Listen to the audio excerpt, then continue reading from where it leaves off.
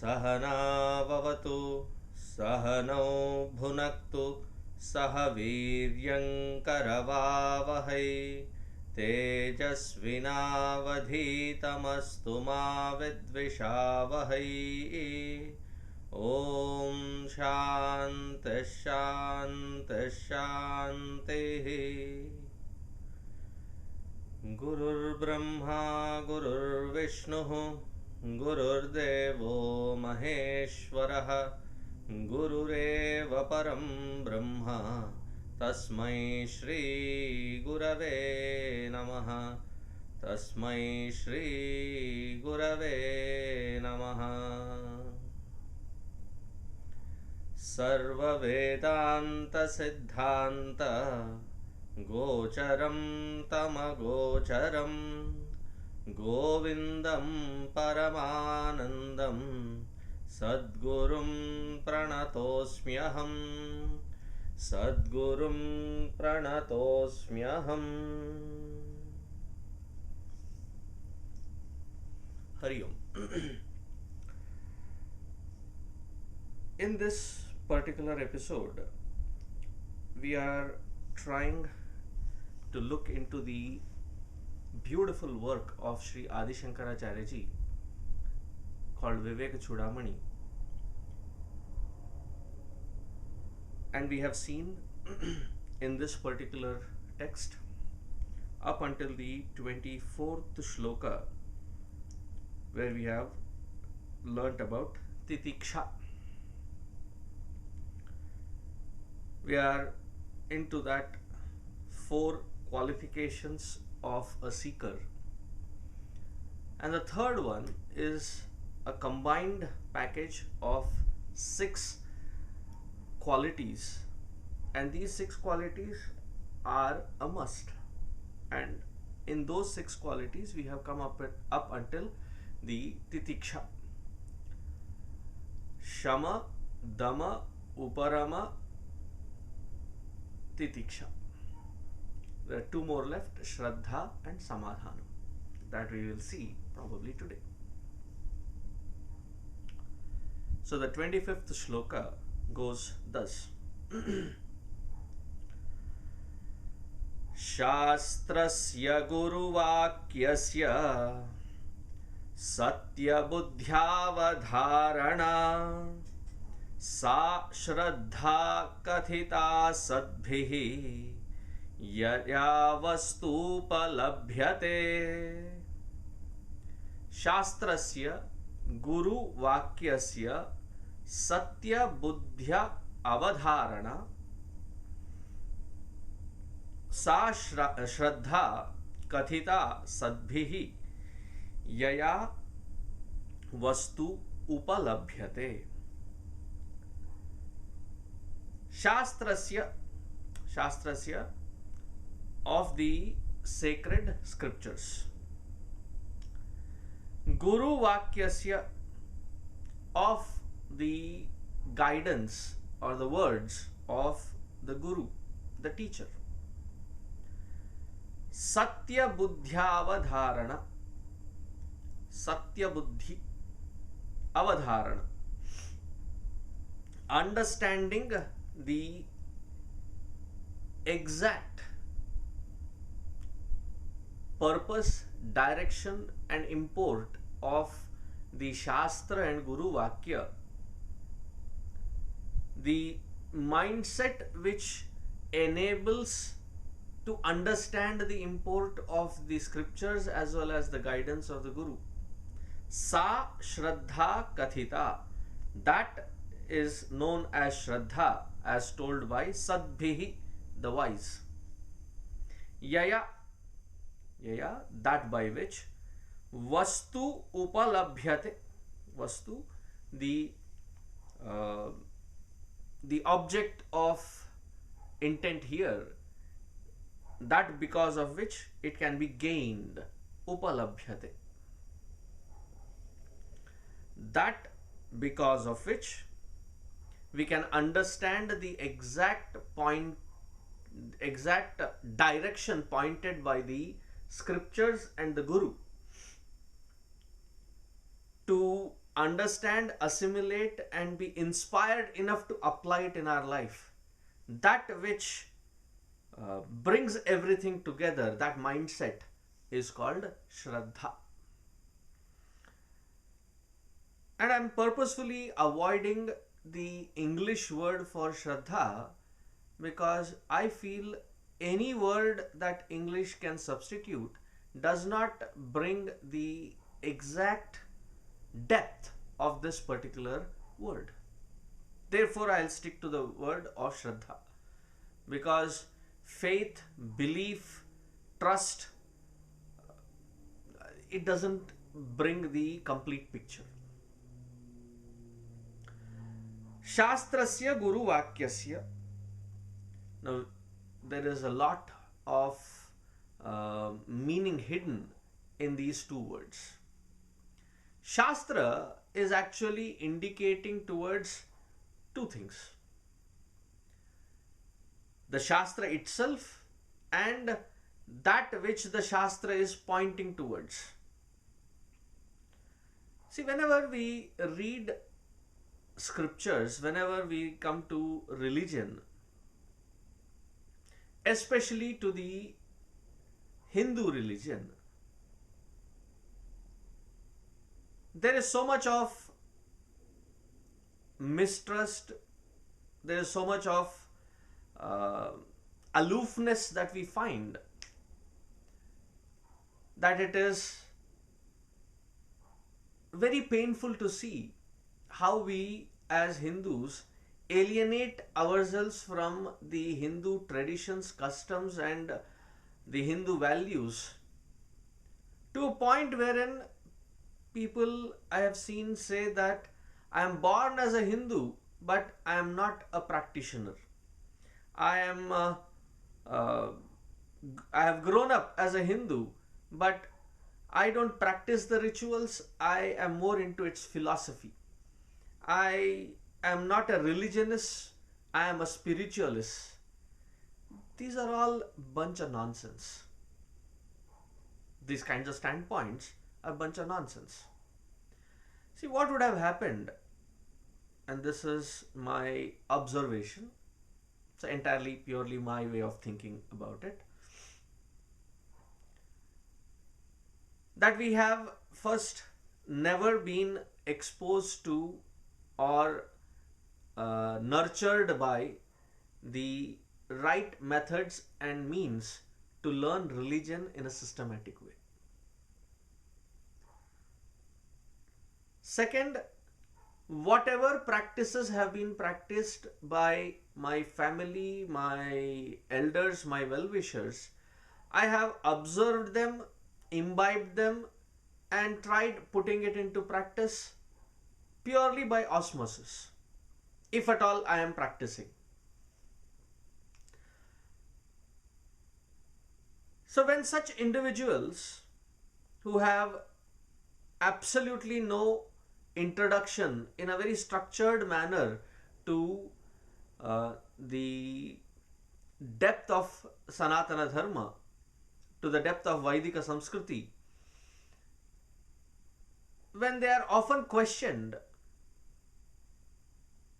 before I go to the questioning, they themselves, when they look at the scriptural references from various standpoints, and these standpoints, when not understood with reference to context, mixed up, jumbled up, they seem almost contradicting.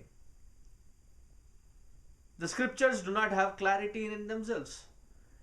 Therefore, there is one arbitration that the scriptures are bulky, they are confusing, they don't guide well. The rishis themselves probably did not know what they were talking. Now, because of such confusion and how we have learnt our history, our culture, it puts us on a back step. When we are asked about certain aspects like the sati pratha or the child marriages or the gohatya or the varna dharma or various such practices, I'm neither condoning them, nor, because this is not the right forum right now to go dwell into those topics. Maybe sometime when we go through a different scripture or a different part of analysis, we may get into those and understand them. But at this point, these are some raw nerve that we are agitated about. And when we are questioned by somebody from outside as to why do you do this? So the best way, because we have not had structured introduction, we have not read the scripture, at the most an average Hindu, I would say, has seen the Mahabharat TV series or Ramayana TV series or read Amar Chitrakatha. Nothing more substantial than beyond that. So neither been introduced nor put an effort to get introduced to it in a structured manner. So when we get questioned with such delicate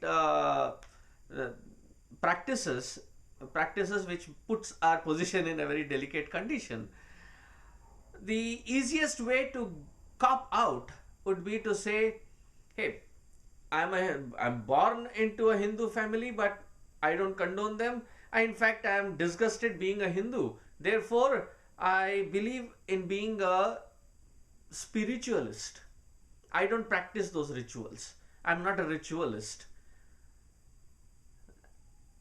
And not understanding or putting effort to understand the meaning behind these rituals, we bundle all of them into superstitions.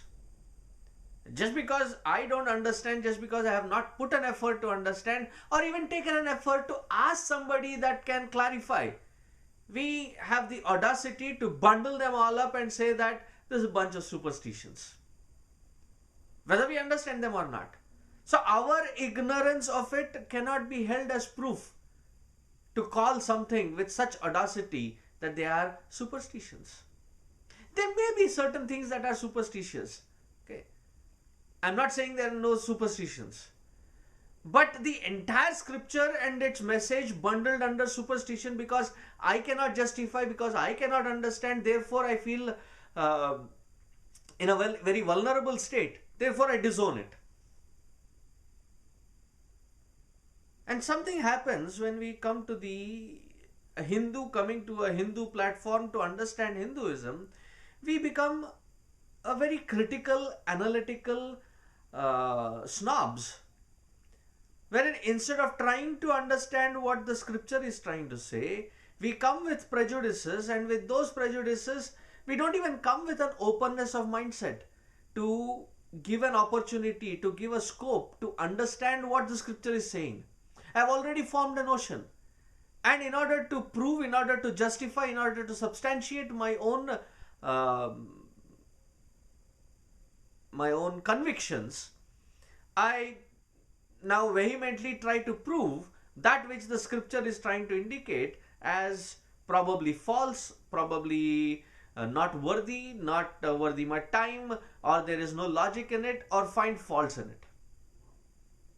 Therefore, many, when they ask questions, earlier when I was probably naive, brahmachari, when people would ask questions about Lord Rama, Krishna, or these practices, I would take on head on and butt heads with them, and take that discussion with such passion. But later I understood that many of you who are asking these questions have not even put an effort to understand. It is not even their first hand doubt. It is carried forward because somebody has said, somebody has forwarded it, and they feel now justified that it has become their personal doubt because they don't understand where it is coming from, and seldom have put any effort. So when people ask me about Rama, Krishna, or anything, I ask them, have you read the original story? Very few. In a gathering of 100, I would say 5 to 6 hands would go up saying, I have read the original. Or at least I have read an authentic translation of it which does not shade it with the shade of interpretation of the author.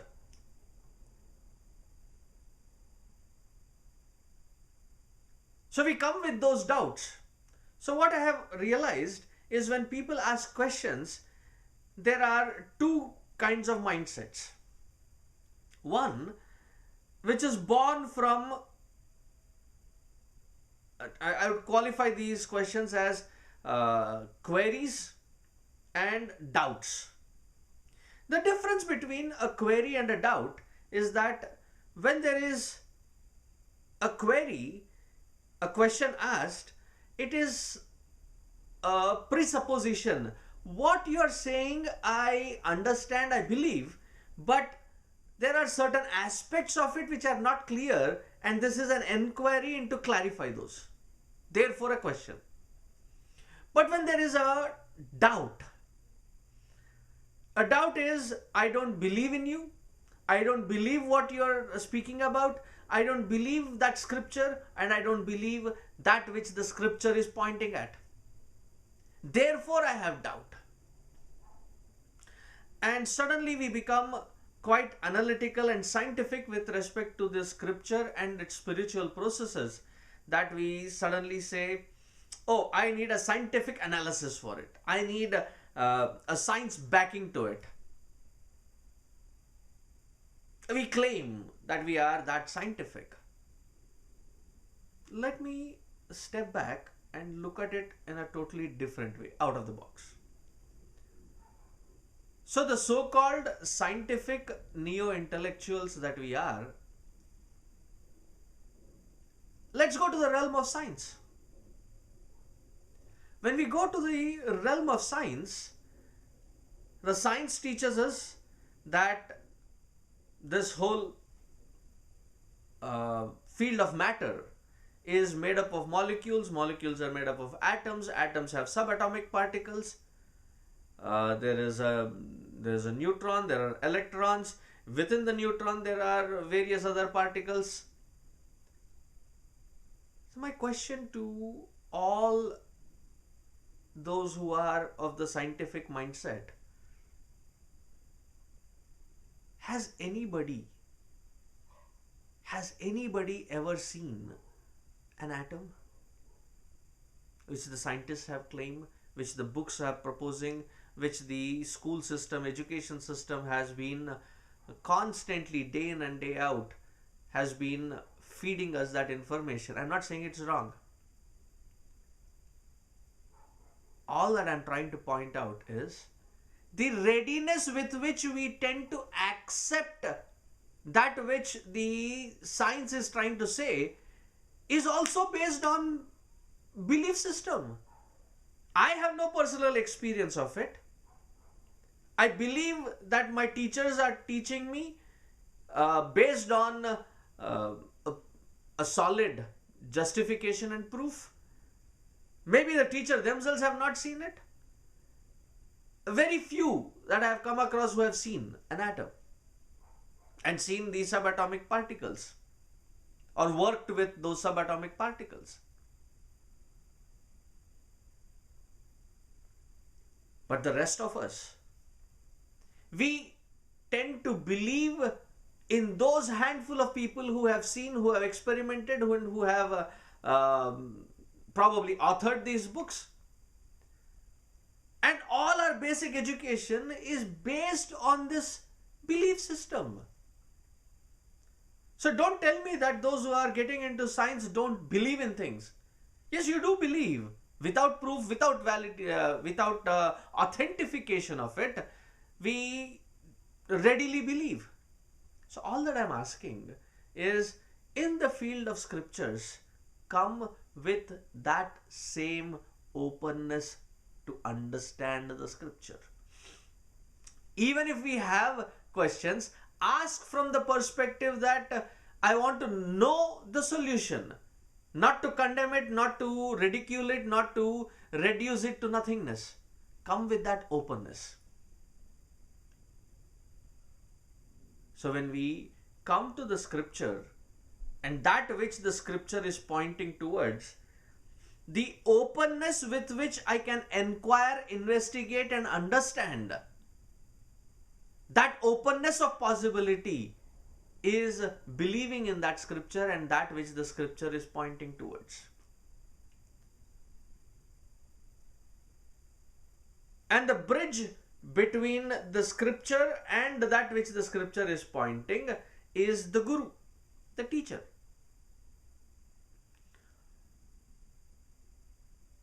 So that which the scripture is speaking, once somebody asked Puja Gurudev, we have all these scriptures printed in different languages. Why do we need a guru?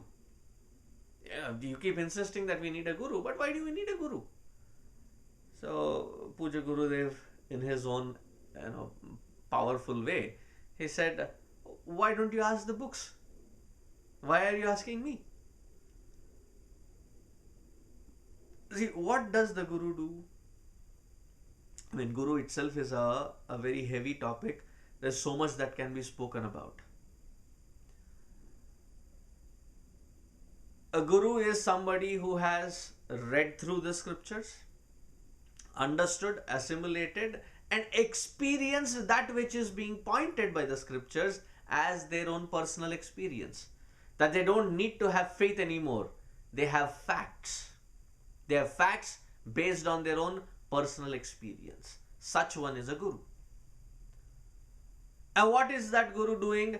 He is bringing out the concepts and the words of the scriptures, pouring his life, his experience into it, enlivening these words and transmitting these words back to the student and connecting that student through the scripture to that divine, to that ultimate up there. Through that identification, finally realize that that which the scripture is pointing towards is right here in our own very existence, core of our own being. That who connects these dots is the guru. Shastrasya guru vakyasya. To believe, to have Shraddha, to believe in the scripture, to believe in that which the scripture is pointing at, which is God, to believe in the guru, and to finally believe in myself, that which the scripture and the guru are indicating at, which is that divinity, is my own true nature. To believe in myself. So therefore, when Shraddha is talked about, I would include these four components. Shastra, that which the Shastra is indicating, the scripture, that which the scripture is indicating is God, and that which is connecting that God and scripture to me is the guru, and finally the confidence in myself, that which the scripture and the guru are indicating is my own true nature, can be achieved, can be understood, can be experienced, to have that confidence in myself. When all these four, Vishwasa, the belief in scripture, belief in God, belief in guru, and belief in myself, confidence in myself, when these four components are together, such an equipped environment is called Shraddha. In another place, Adi Shankaracharya ji defines it in the commentary as Sat Dharayate iti Shraddha. Now with this mindset, I am now equipped to unravel the secrets and the mystical nature of the scripture as my own experience. To unveil this mindset is required. Sat Dharayate, that because of which I can understand the vastu, I can understand its real nature. What equips it? That mindset is called Shraddha. So again, Shraddha, having faith in, having belief in, having trust in the scriptures, that which the scripture is pointing at, which is the divinity or God principle, and the guru who is connecting these two to the Sishya, so that it becomes the experience of that Sishya, and then finally the Sishya himself, who has confidence himself that that which is being indicated can be experienced. सा श्रद्धा कथिता सद्भिः यया वस्तु उपलभ्यते. These are not by mere accidents that the scriptures start revealing or the guru comes into one's own life. It happens because of this concept, because of this inherent quality called Shraddha. Therefore, I cannot translate this word Shraddha into any other English similar looking, but it doesn't have the same depth as Shraddha. One of those words which cannot be literally translated into English.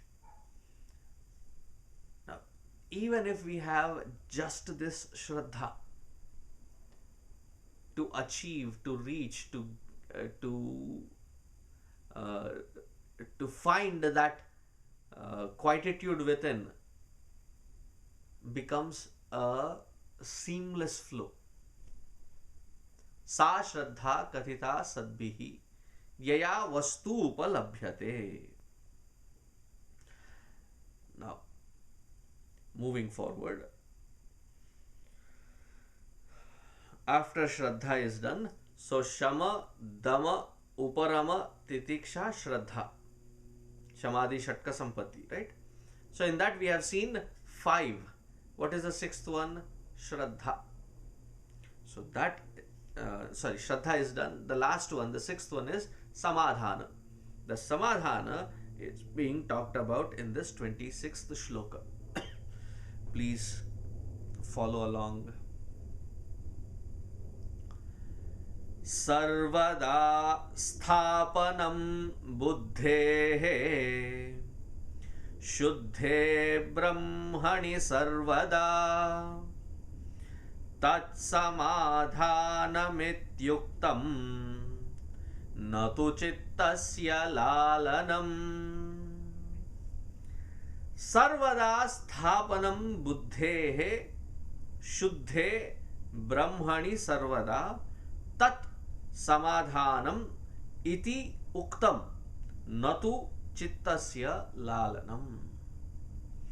So if you have observed my sequence of going through this particular work, Vivekachoodamani, you will see that first I chant, then I repeat. It almost seems like I'm repeating the shloka, but what I'm trying to do is to break each word so that we understand each word. And then I go into the word meaning, then I go into the brief meaning of it, then I go into the commentary part of it. Then I go into the application part of it, then I do a synopsis. Each shloka. Chanting, splitting the word in the shloka, sandhi vichcheda. Then is the meaning of each word, then a brief meaning, then a commentary, then its application in my own life, and a synopsis. A complete package so that we understand each shloka by itself in its entirety. Sarvada, always. Sthapanam, establishing. Buddhehe, of the intellect. Shuddhe, in the pure self. Brahmani sarvada, Shuddhe Brahmani, in the pure self. Sarvada, in all conditions, all environments. Tat samadhanam iti uktam. That is called samadhana. Natu chittasya lalanam. It is not wool gathering or indulgence of our distracted mindset. So what is samadhana? Samadhana is that focal point, that single pointedness of not getting deviated from the purpose for which we are putting this particular effort. For that matter, any effort when we put, without it getting distracted, and to stay focused only on that which we have chosen, and not brooding inside, not worrying inside, not creating anxiety bouts inside, but to stay focused on that thought and that thought alone is called samadhanam. Samyak adhanam. See, when somebody asks a question and the answer in Sanskrit is called either uttara or samadhana, and both indicate two different kinds of pointers. Uttara, that I am asking from a lower platform of understanding. By asking that question and inquiring into the details of it, I have now understood. Therefore, that understanding pushes me to the next level. That pushing, uttara, to reach to a different height, to reach to a different or a greater platform of understanding, that is called uttara. There are some questions which are bothering us, which may not be of the type of the uttara samadhana. They may be of the nature of samadhana, that it is eating me up from within. And it is that question is like distracting so much that it is not letting me move forward. So when such an incident happens, and when we receive the right advice, what happens? All the agitations of the mind are, they are sublimated. My mind gets to a balanced platform from where I can focus on that which is necessary and start becoming more efficient.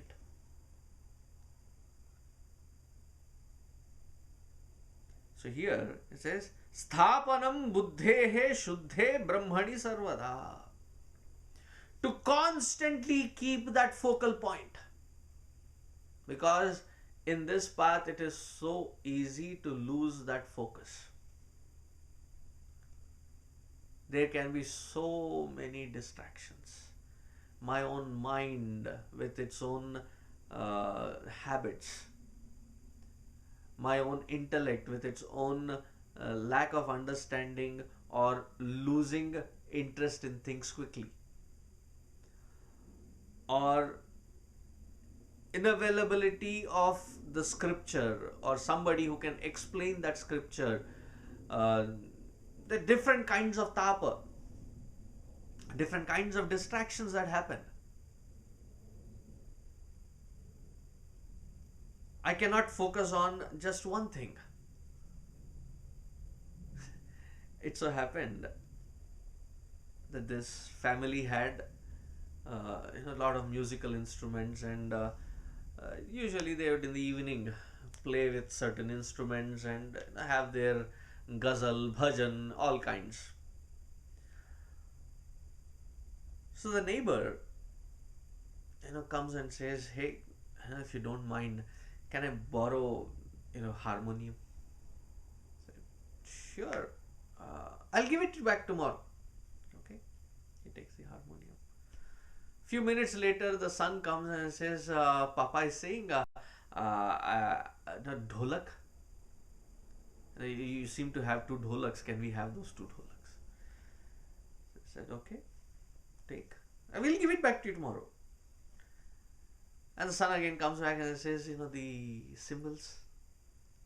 So that is also given. Out of the generosity of this family, they also give the tambourine or whatever you call it, the small little drum. So that also may be useful. So all of this is shifted. So as this kid is leaving, so the inquisitive person, owner of these instruments, asks, is there some kind of satsang bhajan or something in your house that you are taking all these instruments? So the son, he says, no, uncle. For the past 4 or 5 days you have been singing and we have not had an opportunity to sleep. Today we are focusing on getting that sleep back. Therefore we are taking all the instruments. Similarly, when there is a distraction outside, all those distractions should be put aside. Many times we do that, but unfortunately we do that under pressure. Under a pressure wherein I tend to bring out my focus when I have exams, when I have tests, and I'll do an overnighter. I will burn the night candle, and all that focal point is brought in. As soon as the exams or the trying times are done, then mind again relaxes. I want to go for a party, I want to take a downtime, I want to chill out. That which was the priority is not understood as a priority anymore. But here, the idea which is being given as samadhana is not to let the mind settle down in complacent environments, to whip it constantly into the direction until we reach to that goal. To not let the mind get distracted by anything. That is called samadhana.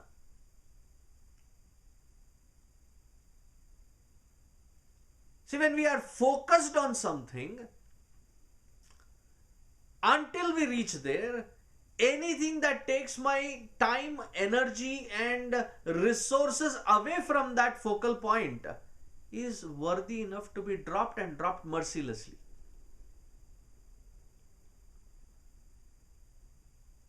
Yes, sometimes when you are so focused, you need to rejuvenate. Find a method to rejuvenate which is not chittasya lalanam, giving into the wagering mindset, distracting further, but it should be rejuvenating. Rejuvenating in such a way that you feel energized and inspired to come back to it. Not take you away from it. Most of the fun that is defined by today's generation is something at a physical level, emotional level, at an intellectual level, something that distracts, something that takes away from the focal point. Therefore, that fun cannot be actually called fun. Fun should be that which reinvigorates, rejuvenates and pulls me back with inspiration into that which I am focused. Yeah, go run, jog, do some exercise, or do some sports activity, or gardening. Yes, it relaxes your mind. With that relaxed mindset, come back again. Now there are so many things which are promoted as relaxants, but they are what creates distractions. That which I am using to rejuvenate myself should not start becoming a craving. A craving in such a way, a distraction in such a way that it takes me away from the pool of time, resources and energy that I have to spend on that focused point, and takes it away to focus on something else. Then that becomes a distraction. To be able to weed out all these distractions out and to stay focused. This is what Guru Dronacharya asked the 100 plus students, 100 plus Kauravas, 5 Pandavas. So all of them came one by one, and Guru kept asking, what do you see? The target was simple. Not that beating the target or reaching the target was simple. The exam was not that complicated. If you remember Draupadi's Swayamvara, it was a complicated one. It was a complicated exam. But then here the test that was given by Dronacharya was a very simple one. There was a mechanical bird that was put on the tree far away, and they had to take an aim bow and arrow and shoot the eye of that particular bird. So each person came in and he kept asking, what do you see?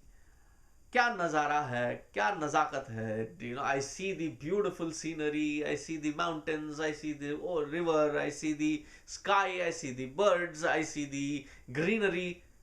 These were different answers given. And they immediately were shot down by Guru Dronacharya saying, no, you are not qualified. It was Arjuna, and Arjuna alone gave this answer.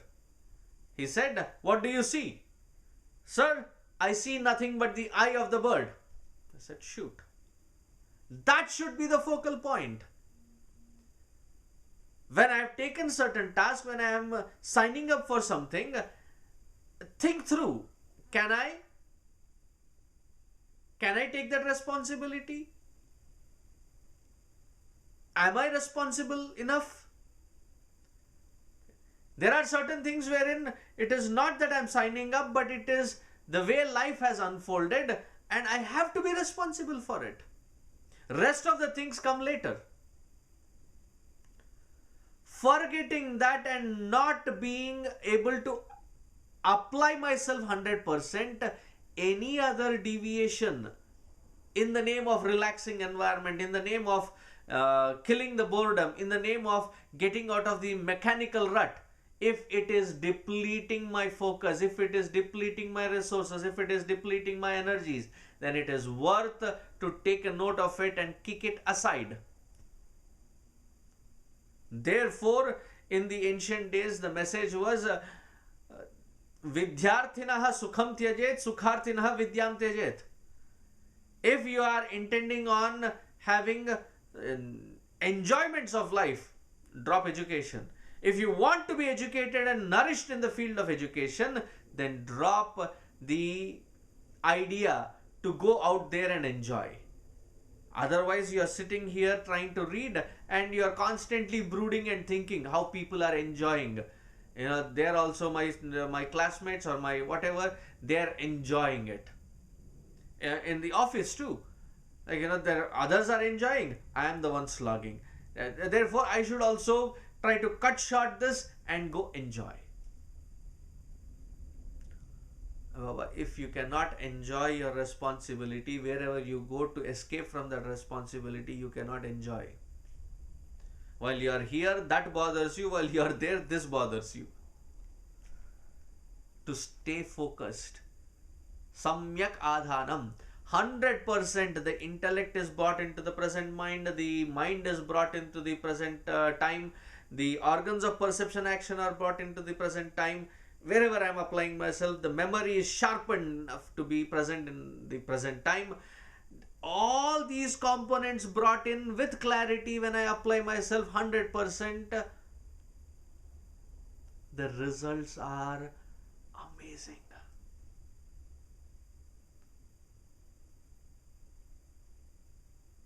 Every experience, every responsibility that I have to go through in my life requires that kind of attention, that kind of focus.